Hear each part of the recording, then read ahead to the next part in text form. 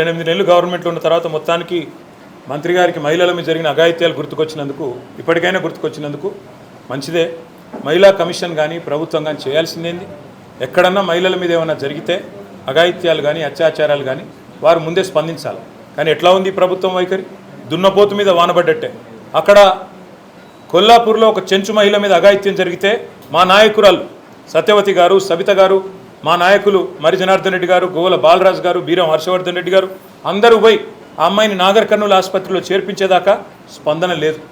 అదేవిధంగా మొన్నటికి మొన్న షాద్ నగర్లో ఒక దళిత మహిళ మీద అక్కడ పోలీసులు అఘాయిత్యం చేస్తే దాని మీద స్పందన లేదు. చివరికి మా నాయకురాలు సబితా ఇంద్రారెడ్డి గారు పోయి గొడవ చేస్తే, మా ఆర్ఎస్ ప్రవీణ్ కుమార్ గారు పోయి గొడవ చేస్తే మొన్న మధ్యన ఆ పోలీసులను సస్పెండ్ చేసింది. ఒకటి కాదు, ఇవాళ చెప్పమంటే ఎన్ని అఘాయిత్యాలు ఎన్ని అత్యాచారాలు జరుగుతున్నాయో తెలంగాణలో 8 నెలల్లో మీరే మీ కళ్ళ కట్టినట్టు చూడొచ్చు. మహిళా కమిషన్ అయినా రాష్ట్రంలోని శాంతి భద్రతల విభాగం పోలీసులైనా చేయాల్సిన పని ఏందండి?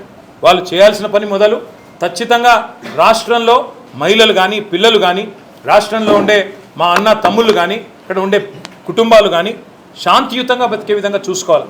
ఆ తెలివి లేదు. హైదరాబాద్లో మర్డర్లు అవుతుంటే ఆపే తెలివి లేదు. హైదరాబాద్లో ఇన్ని అఘాయిత్యాలు జరుగుతుంటే దాన్ని పట్టించుకునే నాదుడు లేడు. రాష్ట్రానికి హోంమంత్రి దిక్కు లేడు. మేము పొరపాటున నోరు జారి ఒక మాట అంటే దానికి ఆల్రెడీ నేను క్షమాపణ కూడా చెప్పిన. ఇక ప్రపంచంలో ఇంతకంటే పెద్ద సమస్య లేనట్టు దాన్ని సమస్య చేసి కావాలని దానికి రాజకీయ రంగు పులిమి ఇవాళ ప్రయత్నం ఏదైతే చేస్తున్నారో నేను మంత్రి గారికి ఒకటే చెప్తా ఉన్నాను. మీకు మహిళల పట్ల చిత్తశుద్ధి ఉంటే మీ ప్రభుత్వానికి తప్పకుండా ఒక ఎంక్వైరీ చేయండి. ఎలాంటి అఘాయిత్యాలు జరిగాయి, ఏం జరిగినాయి, శాంతి భద్రతలు ఆనాడు ఎట్లుండే, ఈరోజు ఎట్లుండే, ఏం చేసిందండి ఆనాడు మా ప్రభుత్వం? ఇక మా మహమూద్ అలీ గారు ఇక్కడనే ఉన్నారు, హోంమంత్రిగా పనిచేశారు. షీ టీంలు పెట్టింది ఎవరు? భరోసా సెంటర్లు పెట్టింది ఎవరు? విమెన్ సేఫ్టీ వింగ్ చాలు చేసింది ఎవరు? షీ షటిల్స్ ప్రారంభించింది ఎవరు? దిశాని ఆ రోజు ఒక ఇన్సిడెంట్ జరిగితే వాళ్ళు నేను అడుగుతా ఉన్నా, కోల్కత్తాలో ఒక అమ్మాయి మౌమితా గారి మీద అక్కడ దాడి జరిగితే అఘాయిత్యం జరిగితే చాలా కిరాతకంగా అమ్మాయిని చంపేస్తే ఏమంటున్నారు ఇవాళ ఢిల్లీలో డాక్టర్లు, ఇంకా ఇతర చోట్ల ఇతర నగరాల్లో అక్కడ నిరసన చెప్తున్న డాక్టర్లు ఏమంటున్నారు? తెలంగాణ తరహాలో న్యాయం చేయండి అంటున్నారు.